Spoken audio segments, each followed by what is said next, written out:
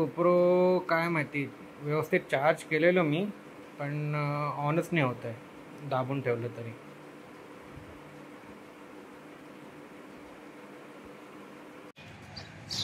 आता हे actually main मंदिरचं entry आहे आणि हे एक मोठं मंदिर. ते इथे ॲक्च्युली लिफ्ट पण आहे, 18व्या फ्लोअरपर्यंत लिफ्ट जातं म्हणतात. आणि याच्या मागे शंकराची ते मोठी मूर्ती आहे आणि हे पूर्ण वाटते टेम्पल आहे. आता जस्ट आलो आहे मी आणि या साईडनं पूर्ण बघा, पूर्ण बीच आहे. ते पण बीच आहे आणि त्या साईडला पण बीच आहे. तिथे मोस्टली वॉटर ॲक्टिव्हिटीज होतात. आता एंट्री घेतो आहे आत. मे बी आत व्हिडिओज अलाउड असणार की नसणार काय माहीत नाही.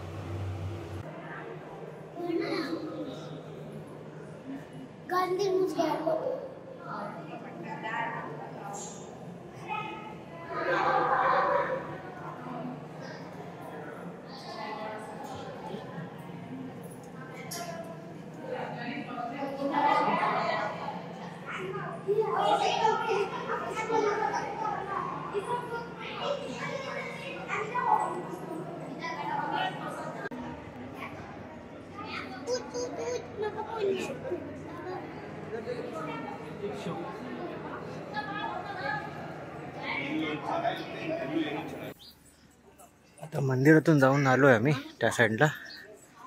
आता मेन मूर्तीकडे चाललो आहे. मूर्तीकडे जाण्यासाठी जरा वाटते काही पायऱ्या चढायला लागतील. छान मेंटेन केलं आहे. ॲक्च्युली मी आधी त्या साईडला तिथे गेलेलो. ते R N S guest house होतं आणि ते RNS रेसिडेन्सी पण. गेस्ट हाऊस असं वाटलं की स्वस्त असेल असं वाटलं, पण 2500 रुपये बोलला तो. बापरे काय भव्य आहे. ऑलमोस्ट 5:30 वाजलेत आणि ते छानपैकी सनसेट होत आहे. एक पण एक त्या लोकांनी हे RNSने छान बनवून ठेवलं आहे. आणि शनीचं मंदिर आहे ते. आता आरती चाललेली, ते जाऊन बघून आलो मी. 5:30 वाजले, जास्त काय वेळ झाला नाही आहे. मला वाटलं की वेळ लागेल. थोडा वेळ ते टाइमपास करेन, सनसेट बघेन, मग जेवून मग रूमवरती. झाला, आजचा दिवस संपला. तर उद्या मे बी उद्याच्या नंतर बघूया. आता मे बी थोडंसं बीचला जाऊन येतो, बघतो. जस्ट आता एवढं आलं तर जस्ट जाऊन हजेरी मारून तरी येतो आणि चहा पितो. मेन तर चहा प्यायचा आहे. परत कसं जायचं? अरे एक फोटो काढायचा तुमचा. आता या बीचचं एक स्पेशालिटी हे आहे की तुम्ही प्रायव्हेट व्हेकल घेऊन इथे येऊ शकता.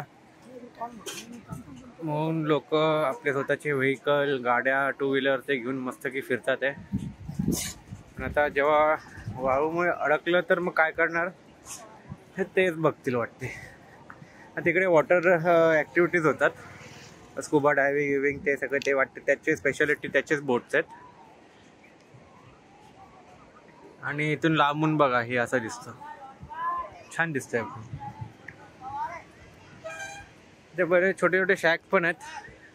फिश मस्तपैकी तळतात आहे. म्हणता करते खाऊ काहीतरी, बघूया.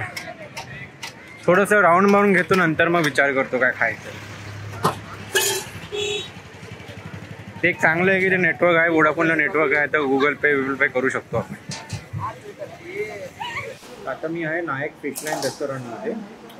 इकडचं हे फेमस आहे फॉर सी फूडसाठी. इकडचं म्हणजे मोस्टली लोक गेल्यानं फिश थालीच खातात, 100 रुपयाला जे आहे. पण फिश थालीसोबत मी सुरमई फ्राय पण मागवलं.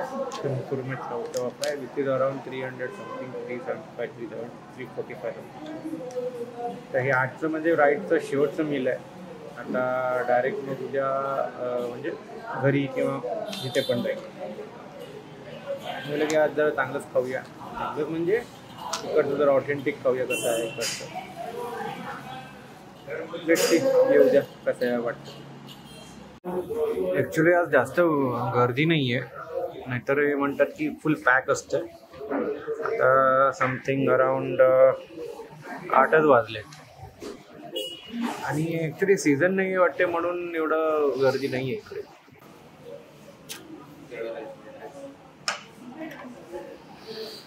तर हे आलं आहे सुरमई फ्राय, सुरमई तवा फ्राय. एवढं मोठं पीस तर नाही आहे. आणि हे आहे फिश थाई. त्याच्यामध्ये फिश करी, हे कोकमचं काहीतरी आहे, लक्षात नाही आहे. हे काहीतरी सुकटची भाजी आहे, भात आणि एक भाजी कुठली तरी आहे. आणि हे मोस्ट प्रॉब्ली मला असं वाटतं हे बांगडा आहे. जे ग्रेव्ही आहे ना हे जरा थोडंसं स्पायसी आहे. म्हणजे हे कोकोनट बेस्ड करीच आहे पण स्पायसी आहे. म्हणजे समजा जर मालवणी मसाला किंवा मालवणीमध्ये गेलं आणि तिथे नॉर्मल मच्छी करी घेतलं तर सेम असणार, बस त्याच्यात तिखट भरपूर आहे. म्हणजे भरपूर म्हणजे आहे थोडंसं, म्हणजे लागतं, हिट करतं ते. पण ते हे जे मच्छी दिलं आहे, हे दोन्ही मच्छी, याचं जे बॅटर आहे म्हणजे ज्याच्यावरती ते लोक मॅरिनेट करतात हे टोटली डिफरंट आहे. म्हणजे ह्याच्या आधी कधी खाल्लं नाही असं वाटतं मला. पण छान आहे. 100 रुपयाला हे सगळं भेटते म्हणजे अजून काय पाहिजे.